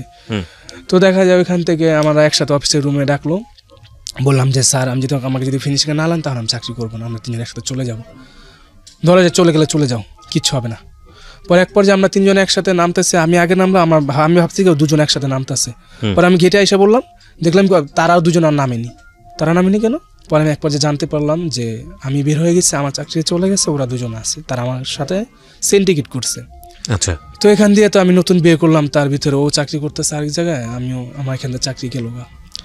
তো এক পর্যায়ে এরকমই চলতেছে। তো হঠাৎ করে আমি ওই মেয়েকে বলতেছি যে তুমি চলে যাও, তোমাকে আমি রাখতে পারবো না। প্রীতিকে সংসার করার কতদিন পরে? সংসার করার 4-5 মাস পর। ওকে, রাখতে পারবেন? যখন আমি 3-4 মাস বেকার ছিলাম, ওই কিন্তু আমাকে খাওয়াইছে, ও অনেক কষ্ট করছে আমার জন্য, অনেক। এই সেই তখন সে লোকালে চাকরি করতো, লোকালে সে রাতে 3টা বাজে আসতো, 3টা বাজে আইসা রান্না বাড়া করে সবকিছু করে আবার সকাল 9টা বাজে যেত। ওরে বাবা, 3টা বাজে আইসা প্রায় করতো, 4টা-5টা বেজে যেত। তার ভিতরে 2-3 ঘন্টা ঘুমায়, আবার সে আবার 9টা বাজে সে পুরান ঢাকা থেকে বংশাল হেঁটে আসতো, এরকম হেঁটে আসতো। এত পরিশ্রম করে কয় টাকা বেতন পেতো? প্রায় পেতো 7-8 হাজার টাকা পেতো। ওটা সারা মাস এরকম পরিশ্রম করে। তো এটা কি উনি করতো শুধু, নাকি? না শুধু, সবারই একই অবস্থা, কিন্তু সবাই তো একটা সাপোর্ট পাচ্ছে বাপ মার কাছ থেকে। ও তো সাপোর্টটা কিছুই পায়নি, শুধু আপনাকে বিয়ে করে এই অবস্থা, বিয়ে করে শুধু আমাকে ভালোবাসে। তো এরকম আমি এরকম করতে করতে এক পর্যায়ে আমি তাকে ফলো করি, মনের শয়তানি যাকে বলা হয়, তাকে আমি রাখবো না। তো আমি তার অফিসের সামনে যে দাঁড়িয়ে থাকতাম, দেখতাম কোনো ছেলে আসে কিনা তার সাথে। ও তো অনেক সুন্দর ছিল, তার গায়ে তো টোকা করলে যদি একটা টোকাও দিতেন অটোমেটিকলি তার চেহারা লাল হয়ে যাবে, এতটা সুন্দর ছিল। আর চুলও খুব বড় ছিল, শরীরের গঠন খুব ভালো, যে কোনো লোক দেখলে তাকে প্রপোজ করে ফেলতো। তো আমি তাকে ফলো করতাম, মাথায় ভূত আসলো, তাকে ফলো করতে করতে এক পর্যায়ে তাকে আমি সোজাসুজি তাকে আমি করতেছি, তার উপরে প্রেশার কিক করতেছি। কেন, মানে কোনো প্রমাণ পেয়েছেন? প্রমাণ পাইনি, এমনিতেই মানে প্রেশার কিক তাকে বিদায় করার জন্য করতে হবে। তো তাকে এক পর্যায়ে এমন মায়ের দেই, মায়ের ঠেলায় সে কিচ্ছু বলতে পারে না, তবুও সে আমার সংসার করবে। আমি কিস্তি উঠাইছি, সেই কিস্তিও চালাইছি। সে বাজার করতো, সে বাজারে যে বাজার করতো, চালের বস্তা ঘরে ঢুকাতো, ইভেন সে সব কিছুই করতো, আমার পুরো সংসারটা চালাতো, আমার বোনকে খাওয়াতো, আমার বড় ভাইয়াকে খাওয়াতো, ইভেন আমাকেও চালাতো এবং ঘর ভাড়াও দিত। অভিশাপ বলে একটা ব্যাপার আছে, ভয়ঙ্কর রকম ভাবে সেটা তো এত কিছু মানুষের জীবনে আসে। যাই হোক, হ্যাঁ বলেন। তারপর এত কিছু করার পরও দেখা যাচ্ছে সে আর পারতেছে না, তাকে এমন মায়ের দিলাম, খুবই মর্মান্তিকভাবে তাকে মার দিল। তো এরকম কদিন যায়, তো তা ভাবি বড় ভাবির কাছে যায়। সে বড় ভাবির কাছে যে বলতেছে, দেখেন ভাবি ও এরকম এরকম বলে দেখো কিছু করা যায় কিনা। তো আবার আসলো, আর ও এমনভাবে ফুপিয়ে কান্দে, তার কান্নার ধরন দেখলে যে কোনো মানুষই তার প্রতি একদম দুর্বল হয়ে যাবে, এত সুন্দর করে ফুপিয়ে কান্দে। তো আমাকে বললো, আমি বলছি যাও তুমি চলে যাও। পরে এক পর্যায়ে আমার ভাবিদের বাসায় যে সে ইঁদুরের ওষুধ খেলো। তো ইঁদুরের ওষুধ খেলো, ভাবি আর বুঝতে পারতো মানে সুইসাইড করবে। তো ইঁদুরের ওষুধ খাওয়ার পরে আমি তো বাসায় তখন ফোন টিপাচ্ছি, তখন দেখা যাচ্ছে ফোন টিপাচ্ছি, তখন রং নাম্বারে 11টা নাম্বার বানিয়ে মেয়েদের সাথে কথা বলতাম, দেখা করতাম। তো এরকম করে তার আমার তো তখন সেন্সটা ওখানে চলে যায়, আর এখান দিয়ে তো ওকে আমি নির্যাতন করতেছি, ওখানে যেভাবে চলে যায়। তো এক পর্যায়ে সে ইঁদুরের ওষুধ খায়, তখন আমার ভাবি আমাকে বললো, তুই কই তাড়াতাড়ি বাসায়, কী হয়েছে? পরে দেখি কি ও গোড়াগড়ি করছে। পরে আমার পকেটে তো টাকা নেই, তাড়াতাড়ি তুই তেঁতুল নিয়ে আয়। তো তেঁতুল নিয়ে আয়। পরে আমার পকেটে টাকা নেই, আমি ফ্রেন্ডকে বলতেছি তোর কাছে 10 টাকা আছে, দে তো থাকলে। পরে আমি বাজার থেকে তেঁতুল নিয়ে ভাবির কাছে নিয়ে যাই, ভাবি জগে গুলিয়ে তাকে খাওয়ালো আর বমি করালো, বমি কর। তাকে খাইয়ে নিয়ে কোনোভাবে তাকে মানে সুস্থ করলো। তো এরকম আর কিছুদিন যাওয়ার পরে সে হঠাৎ করে চলে যায় তার মার বাড়িতে। চলে যাওয়ার পরে পুলিশ খবর দেয়। তার ভিতরে আমি একটা চাকরি পাই গার্মেন্টসে, সেটা হচ্ছে মিটফুড, একটা গার্মেন্টস আছে। তো মিটফুডে চাকরি পাই, সেখানে আমার ভাবিরাও একসাথে আমরা চাকরি করি। তো তখন দেখা যাচ্ছে ওই মেয়েকে আমি বলা যায় আমি আর রাখবো না, তো থানায় যে অভিযোগ করার পরে আমার ভাত খাবে সে। আচ্ছা। তো আমি এক সময় ওই আবার যদি গার্মেন্টসে ঢুকলাম, সেখান থেকে আমি বাসায় আসলাম। বাসায় আসার পরে দেখা যাচ্ছে কি হঠাৎ করে 2টা পুলিশ আসলো। ওকে। তো পুলিশ এসে আমাকে থানায় নিয়ে গেলো। থানায় নিয়ে যাওয়ার পরে দেখলাম কি ওই মেয়েটা বসে রয়েছে। পরে ওসি ডাক দিয়ে বলে, এখানে প্রীতি। তো আমাকে বললো, অফিসার দেখে বললো, তুইও তো কম না দেখতে, যেটা তোর ওয়াইফ এত সুন্দর, তুইও তো দেখতে কম না, স্মার্টলি, এই জন্য তুই তাকে অবহেলা করিস। পরে এখানে বললো, বুঝালো পরে বললো যে এরকম কাজ করিস না, জাতীয় ওকে নিয়ে যা। আমি সোজা সাপটাই তাকে বলে দিলাম যে স্যার আমি ওকে নিব না। কেন নিব না? স্যার ও অন্যদের সাথে রিলেশন করে। তার কোনো প্রমাণ আছে? না আছে। তো বললো যে কাছায়। পরে একটা থাপ্পড় দিল, ওই ফার্স্ট আমি পুলিশের সাথে একটা থাপ্পড় খেলাম। থাপ্পড় খাওয়া আমার আরো শরীরে হিট আসলো, মানে আমি বিভ্রান্ত হয়ে গেলাম, আমাকে মারলো। পরে বলছে যে ঠিক আছে 3 দিন পরে আবার আসবি, তোকে ওর হাতে তুলে দিব। পরে 3 দিন পরে আমি টাকা পয়সা আপার থেকে নিয়ে যেয়ে অফিসে থেকে এসে টাকা পয়সা নিয়ে আমি থানায় গেলাম। তো থানায় বসে দেখলাম যে ওই যে গেল, আর আজ অব্দি আর আসলো না, তাকে আজ অব্দি আমি খুঁজে পেলাম না, চলে গেল। ওই যে গেল, মানে 3 দিন পরে গিয়ে থানাতে পাইনি, ওই যে চলে গেল। তারপর আমি এখানে আসলাম, ওটা তো শেষ। তারপর গার্মেন্টস বাড়ি কোথায় ছিল আপনি খোঁজ নেননি? ফরিদপুর ছিল। বাড়িতে যান নাই কখনো? আর কখনো যাইনি। তো যখন আমি ওই গার্মেন্টসে ঢুকলাম, তো গার্মেন্টসে ঢুকে একটা মহিলা ছিল বাটন অপরটা, আমি বাটন অপরটা। তো তাকে আমি বললাম যে আপা এটা কিভাবে গাঁথবো? কয় তুমি আমাকে আপা বলবা না ভাবি বলবা।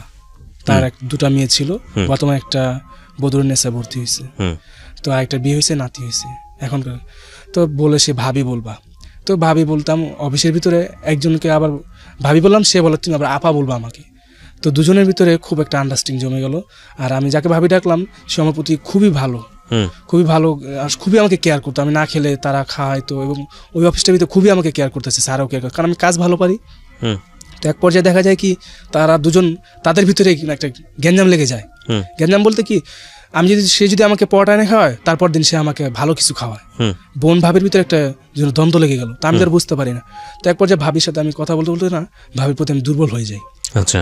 তো ভাবির সাথে নিয়ে টিএসসি যাই, টিএসসি নিয়ে ঘুরে ফিরিয়ে সেই তাদের মেয়েকে মার্কেটিং করে দিই। এরকম করতে করতে ভাবি বলে যে কোনো একটা বিয়েতে নিয়ে যেতে পারো না, আমি বিয়েতে যাব।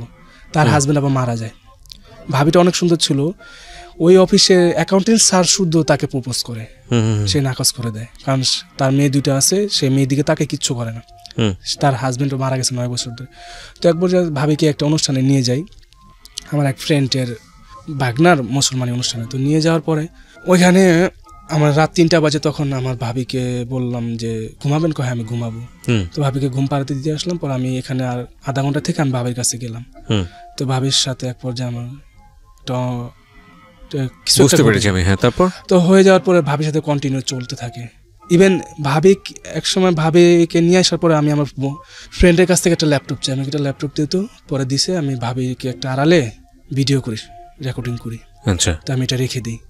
তো যখন আমি অফিস থেকে চাকরি ছেড়ে দিই, ওই অফিস থেকে আমাকে বের করে দেওয়া হয়, গ্যাঞ্জাম করার পরে বের করে দেওয়া হয়।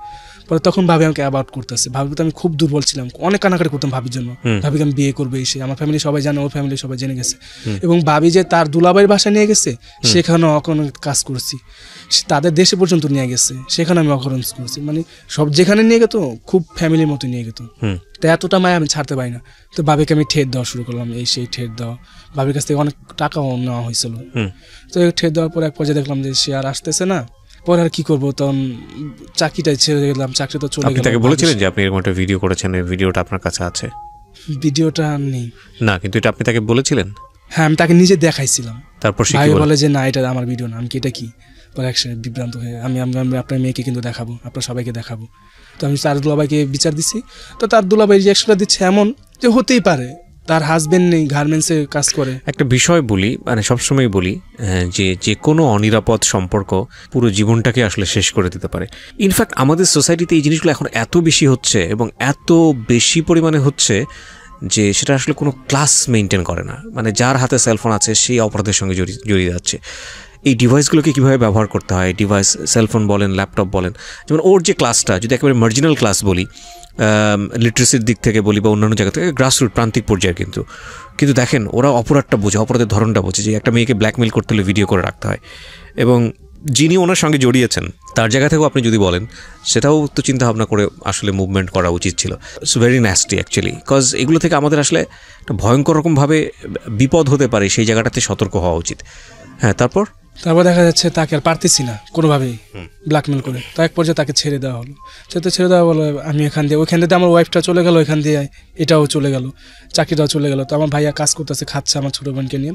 তো আমার বড় আপা বললো কি যে তুই ওখানে কী করবি, আমার কাছে এসে পড়। আমার বড় আপা আমাকে নিয়ে গেল, যে আপন 2 বোনের কাছে, আমার আপন 2 ভাই, চাচতো ভাই যে বিয়ে করলো, তাদের কাছে নিয়ে গেল। তো তাদের কাছে থেকে আমি মোটামুটি 1 মাস চাকরি করলাম।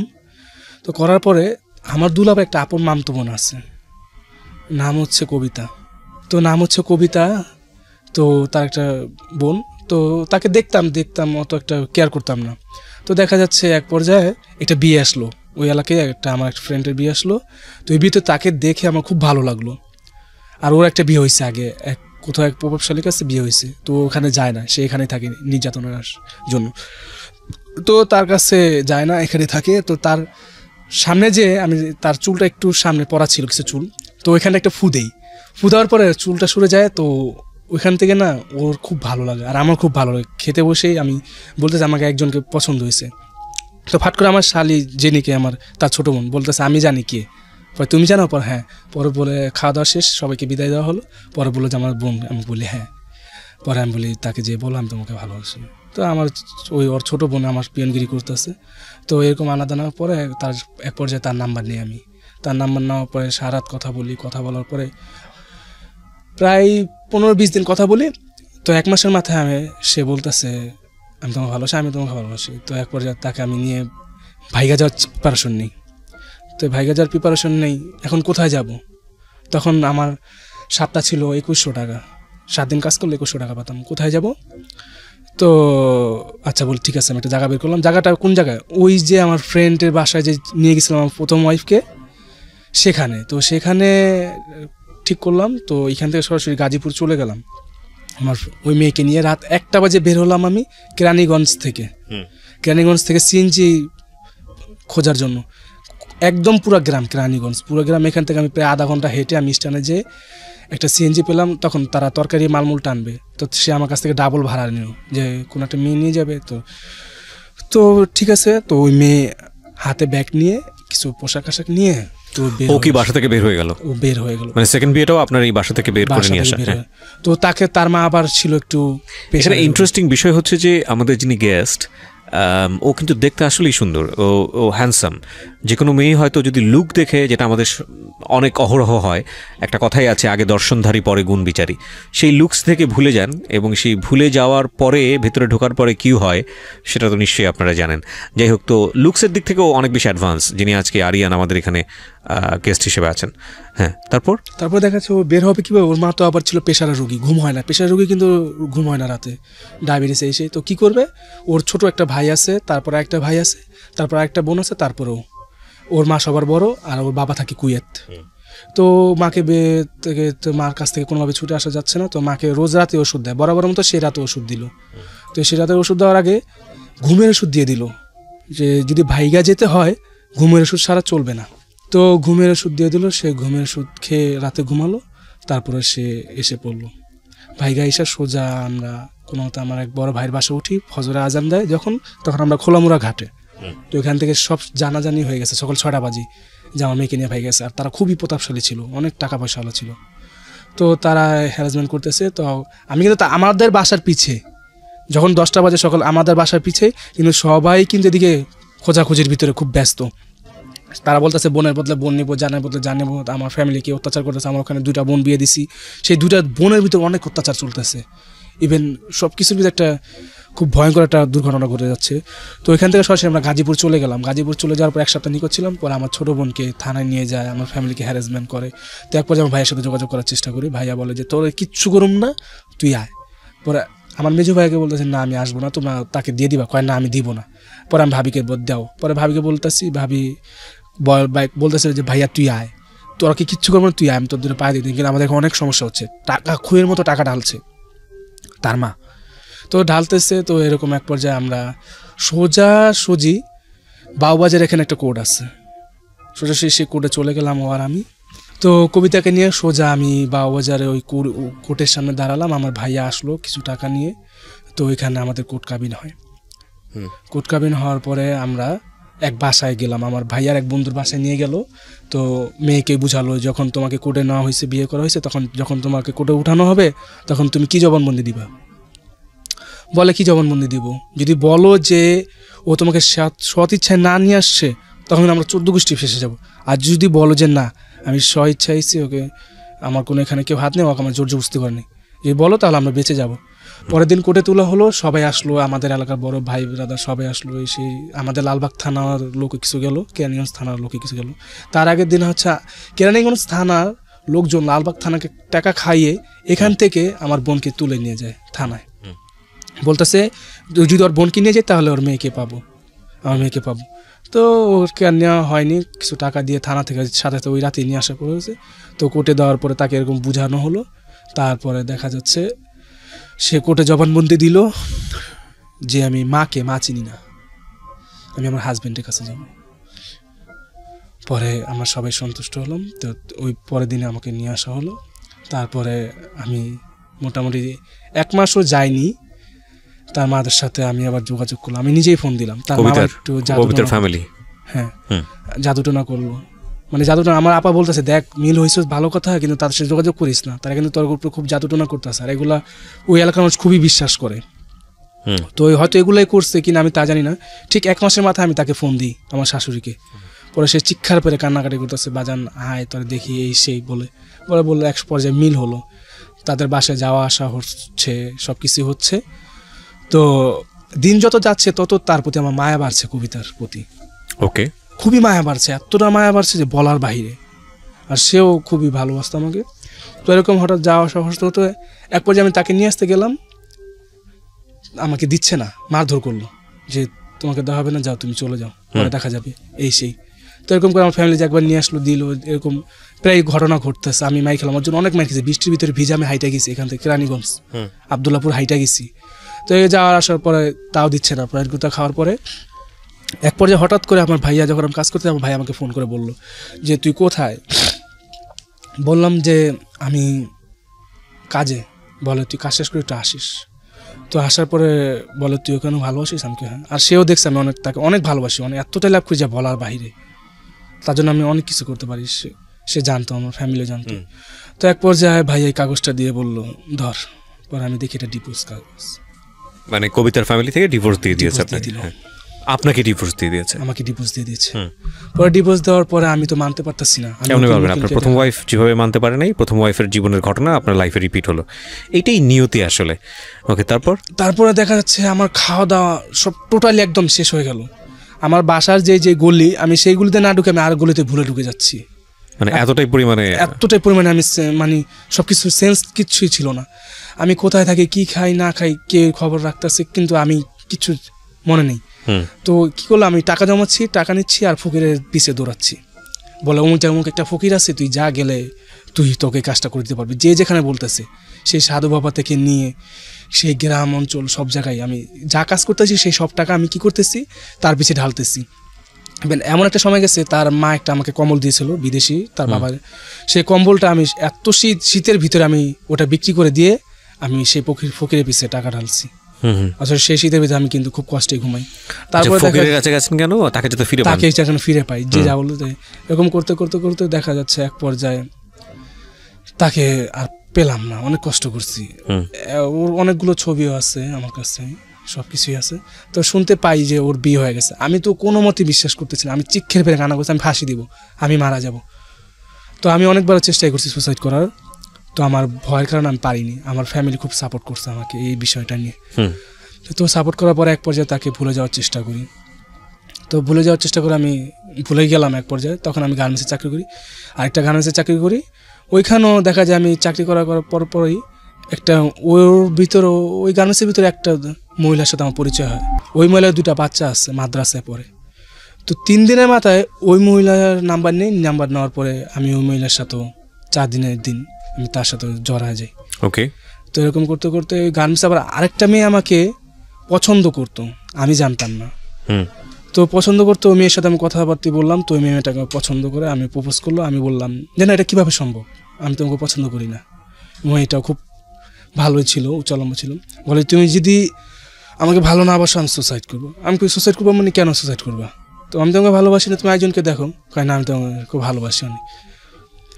তো বলি যে না, আমি এটা সম্ভব না। তো ওই এলাকা অফিসের ভিতরে অনেকেই সবাই জানাজানি হয়ে গেল যে এই মেয়ের প্রতিও দুর্বল। তো এক পর্যায়ে আমি হঠাৎ করে লাঞ্চ করে আমি অফিসে ঢুকতেছি। তো ওই মেয়ে আর আসেনি। তো আসেনি, তো হঠাৎ করে শুনি কি একটা মেয়ে অমুক জায়গায় ফাঁসি দিছে। আচ্ছা। তো ফাঁসি দিছে মানে কে দিছে? তো আমি যাওয়ার আগেই এক ভাই আমাকে বলতেছে, কয় ওই মেয়েটা তো ফাঁসি দিছে। কোন মেয়েটা? আরে জানোস না যে মেয়েটা তোকে প্রপোজ করছে? কি বলিস, কেন? আরে আমার জন্য ফাঁসি দেয়নি, অসম্ভব না, তুই দেখ। কয় না, ওই মেয়ে রক্ত দিয়ে বিলেট দিয়ে তোর নাম লিখছে, লিখে সে ফাঁসি দিচ্ছে। ফাঁসিটা এমনভাবে দিছে, ধরেন একটা ঘর 3 সেট, তো 3 সেটের ঘরে সাইডে দেখবেন কি বড় বড় কিছু কাঠ দিয়ে সাইড দিয়ে মনে করেন খুঁটি গাড়ে। তো এই খুঁটির ভিতরে অন্যা পেঁচায়া তারপর সে ফাঁসি দেওয়ার আগে বেলেট দিয়ে হাত কাইটা আমার নাম লিখছে। তো লেখা সে মেয়ে ফাঁসি দিছে, সে ঝুলারিছে। তো আমি তারপর থেকে দেখে ওই মুহূর্তে ওই সময় আমি সাথে সাথে চলে আসি বাসায়। মানে আমি এতটা বিব্রত ছিলাম, আমি 1 সপ্তাহ মতো ঘুমাইতে পাইনি ভয়ে। আমার ভাবিকে এসে বললাম, ভাবি আমার এমন কাজ। মেয়েটা আপনাকে পছন্দ করতো? হ্যাঁ। আপনি মেয়েটাকে পছন্দ করতেন না? পছন্দ করতাম না। পাওয়ার জন্য সে সুইসাইড করে ফেললো? একদমই। আমি নিজে হতবাক যে সে কিভাবে এতটা দুর্বল হলো। আর সে প্রমাণও আমার কাছে ছিল, অনেকদিন পর্যন্ত রাখছিলাম সেই কিছুই। তারপর আমি আবার গার্মেন্টসে ঢুকলে না, আমি নাম চেঞ্জ করে ঢুকতাম। ওইখানে আমি আরেক নাম দিয়ে চলছি, আরেকজনের আইডি কার্ড দিয়ে আমি ঢুকছি। আমি ফেক ইউজ করতাম, ফেক নাম, কিন্তু এলাকা ছিল একটাই, ফেক নাম ইউজ করতাম। তো এখান থেকে চলে আসলাম। চলে আসার পরে এখানে আসলাম, আসার পরে ভাবিরা আমাকে সাপোর্ট করলো। তো এখানে বর্তমানে যে অফিসটা চাকরি করি, একটা বেসরকারি অফিসে, সেটা নাম বলবো না, আমাদের এলাকায়। তো এখানে চাকরি করতে করতে আমার ভাইয়াকে নিয়ে আমি একটা রুম নিই। ভাইয়াই নেয়। তো বলে তুই তো এরকম পাগলামি করস, তো রুম নিলে তো একটা সমস্যা, তুই তো মেয়েদেরকে নিয়ে এসে করস। আমি বলি যে না, আমি করবো না ভাইয়া। তো করবো না, ঠিক আছে। তার ভিতরে আমি আরেকটা জিনিস ছেড়ে আসছি পিছনে। আমি কি পিছনে যাবো? হ্যাঁ, যেতে পারেন, সমস্যা নেই, প্রয়োজন থাকলে যাবেন। হ্যাঁ বলুন। তো ওই মেয়েটা হচ্ছে কোন মেয়েটা? ওই যে 2টা বিয়ে যে করছিলাম, যে যার বাসায় গেছিলাম, ওই মেয়েটা বিদেশ চলে যায়। তার হাজব্যান্ড ঠিক মতো কাজকাম করে না, তো বিদেশ চলে যায় 1 মাস। তো বিদেশ যাওয়ার পর আমাকে বিচার দিতেছে, দেখেন আছে আরিয়ান ভাইয়া এরকম করতেছে, আমি কি করব? বলে, আমি বলি যে তুমি ছেড়ে দাও। পরে ছেড়ে দেওয়ার বলে এটা কি সম্ভব না, একটা মেয়ে হয়েছে আমার, আমি কিভাবে? পরে আমি কী করবো, আমি তো আমি পরে অনেক তার সাথে 1 মাস কথা বলার পরে এক পর্যায়ে তাকেও আমি প্রপোজ করে দিই। তাকে প্রপোজ করি, তার সাথে আমার অনেক কিছুই আদান প্রদান হয়। সে আমাকে টাকাও পাঠায়, বলে যে আমি আপনাকে বিয়ে করবো। আমি কই এটা কি সম্ভব নাকি, তুমি আমার ফ্রেন্ডের ওয়াইফ, তুমি কীভাবে এই কাজটা করো? সে বলে যে না করেন আমি একটা কিছু করবো। আমি কই না, এটা সম্ভব না, এটা হয় না, এটা কীভাবে হয়? তো আমার ফ্রেন্ডের জানতো এই ব্যাপারটা, তো বলে যে কর, সমস্যা কি, ফ্রেন্ড হয়েছে, কী হয়েছে? পরে আমি এক পর্যায়ে তাকে যখন সে ছবি পাঠায়, আমি কিছু টাকা দরকার পড়ে, সে প্রথম পাঠাইছিল, দ্বিতীয়বার যখন টাকা দরকার পড়ে আমি তাকে বলি, সে আমাকে নাকচ করে দেয়। পরে আমি তাকে এক পর্যায়ে ব্ল্যাকমেল করি। তো ব্ল্যাকমেল করার পরে সে খুব ভয় পায়। ভয় পাওয়ার পরে কিছু টাকাও পাঠাইছিল, তো আমি তাকে আরও বেশি রিয়াক্ট করি। রিয়াক্ট করার পরে বলে যে ছবি যদি আমার মার কাছে যায়, আমার মা সোজা একদম মরে যাবে, আপনি কাজটা ভুলও করেন না, কেননা আমার বড় ভাই একটা ফাঁসি দিয়ে মারা গেছে তার ওয়াইফের জন্য। আর আমি যদি একটা কিছু করি তা আমার মা বাঁচবে না, আমার একটা সংসার আছে, আমার বাচ্চা আছে, বাচ্চাকে পালতে হয়, আমার মাকে পালতে হয়। তো এটা আমি মানি নাই। তো না মানার পরে আমি তার বোনকে, তার মাকে সব ছবিগুলো দেখিয়ে দিই। তো দেখানোর পরে এক পর্যায়ে ওই বাসায় একটা মেয়ে ছিল, সে সম্ভবত আরেক দেশেরই। তো তার বাসাটা কিছুটা বুঝতাম, পরিচয় করেছিল, কথাবার্তা বলতাম। তো এক পর্যায়ে ওই মেয়ে নাকি আরেক ছেলের সাথেও সম্পর্ক করছে এবং সেই ছবিগুলো নাকি পাঠাইছে, আমি জানতে পারি পরে। তারপরে শুনতে পারি, বলছে আমাকে ফোন, যে যদি বলে আরিয়ান ভাইয়া আপনি যদি ছবিগুলো দেন আমি কিন্তু সমস্যা হবে। আমি কী হবে না হবে আমি জানি না। কয় ঠিক আছে, আপনি যেটা ভালো মনে করেন সেটাই। পরে তার মাকে ছবিগুলো দেওয়ার পরে পরের দিনই সে সুসাইড করে জানতে পাই, ওই দেশে সৌদি আরবই। তো জানতে পারার পরে সেই লাশটা আর বাংলাদেশে আনা হয়নি, কেন মালিকটার উপরে খুবই টর্চারিং আছে, যে এ মেয়ে তোমার বাসায় থেকে কীভাবে ফাঁসি দিল, কেন ফাঁসি দিল। তো ওইখানটাতে ওই খুব ভয় ছিলাম, ভাবছিলাম যে কিছু একটা হবে, শেষ পর্যন্ত হয়নি কিছু। ওইখান থেকে বেঁচে গেলাম। তো বেঁচে যাওয়ার পরে তো যে অফিসে আমি চাকরি করি, তা আমাদের বাসার সাথে আরেকটা মেয়ে আছে, ওর নাম হচ্ছে, আমি ওর নাম বলতে চাই না, একটা নাম, মানে আমাকে আমি তানজু বলে ডাকি। তো তানজুকে বললাম আমার বাড়িয়ালে আন্টির একটা মেয়ে আছে, ওর সাথে আমার খুব ক্লোজ, একটা ফ্রেন্ডের মতোই। তো তানজুকে ওকে আসা যাওয়া করতো ওর বাসায়। তো আমি আমার ফ্রেন্ডকে বললাম, আমার মেয়ে ফ্রেন্ড যেটা, ওকে বললাম আমি যে বাসায় থাকি সেই বাসায় বাড়িয়ালি মেয়ে। আমি বললাম দোস্ত, ওকে আমার পছন্দ হয়েছে। পছন্দ হয়েছে, তুই কি বিয়ে করবি? আমি হ্যাঁ, ওকে আমার পছন্দ হয়েছে, অনেক, আমি বিয়ে করবো। তো এক পর্যায়ে তার সাথে আমার 3 মাসও রিলেশন যায়নি। 3 মাসেই তো অনেক কিছু হয়ে গেছে। বাসায় আসতো, পাশের বাসা থেকে তার মা ঘুমিয়ে থাকতো, তখন আমার কাছে আসা যাওয়া করতো, রাতে 2টা-3টা বাজে আসা যাওয়া করতে একসময় তাকে আমি নিয়ে বিয়ে করি। তাকেও বিয়ে করি, কিন্তু বিয়ে করার পরে মোটামুটি বলা হয়েছে যে রোজারিতে যেই রোজাটা গেল না, রোজারিটা গেল, তো সেই রোজারিতের ভিতরে তাকে নেওয়ার কথা ছিল আমার বাসায়। 3 নম্বর আপনার 3 নম্বর ওয়াইফের নাম যেন কি ছিল? তানজুকে বাসায় নেওয়ার কথা। হ্যাঁ, রোজার ভিতরে তানজুকে নেওয়ার কথা, সব কথাই হয়ে গেছে, সব ফ্যামিলি সবাই রাজির মতো। তো নেওয়ার কথা তো ভালোই চলতেছিল, মোটামুটি ঘুরতেছি ফিরতেছি খাইতেছি আসা যাওয়া হচ্ছে। কিন্তু হঠাৎ করে ঠিক 4টা বছর পরে 2015-তে বিয়ে করছি কবিতাকে, ঠিক 2019 সালের জানুয়ারির 20 তারিখে সে আমাকে নক করে। তো নক করে বলে কেমন আছো? পরে আমি অনেক কান্নাকাটি করি ওর জন্য, তার একটা মেয়ে হয়ে গেছে, অনেক বলছি তুমি চলে আসো, বলছে যে আমি আসবো, আমি তোমার কাছে আবার চলে আসবো, তুমি সব কিছু গুছাও। কিন্তু তাকে আমি বলি না যে আমি একটা বিয়ে করছি, 3 নম্বর বিয়েটা। আর 3 নম্বর বউটা জানে যে আমি বিয়ে করছি, একটাই 2টা করছি তা জানে না। তো 3 নম্বরটা বিয়েটা করার পরে সে জানে না, কিন্তু সে হঠাৎ করে বুঝতে পারতেছে যে আমি তাকে অ্যাভয়েড করতেছি। তাকে যে অ্যাভয়েড করতেছি কেন সে আর জানে না। পরে এক পর্যায়ে আমি ওই কবিতার পিছে ছুটাছুটি করি। তো ছুটাছুটি করার পরে এক পর্যায়ে সে যা চাইতো আমি তাই দিতাম, তার সাথে দেখা করতাম। ইভেন কি আমি রাতে 11টা বাজে খোলামুড়া ঘাট পার হয়ে তার সাথে দেখা করতে গেছি। 2 ঘন্টা 3 ঘন্টা রাস্তা হেঁটে গেছি গ্রামের ভিতরে। এতটা মানে খুব ভয় বিরন্ত, মানে খুবই ভয়, সেখানে আমি হেঁটে গিয়েছি।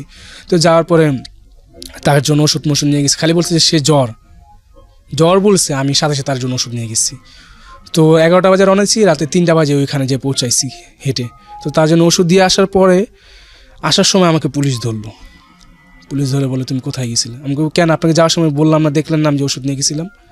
পরে আমাকে গাড়িতে নিয়ে সাথে সাথে থানায় নিয়ে যায়। থানায় যেয়ে কিছু মাইর দূর করার পরে সব বিস্তারিত সব ঘটনা বলি, যে ছবি, কিন্তু আমি যে বিয়ে করছি 3 নম্বর সেটা আর পুলিশকে বলি না।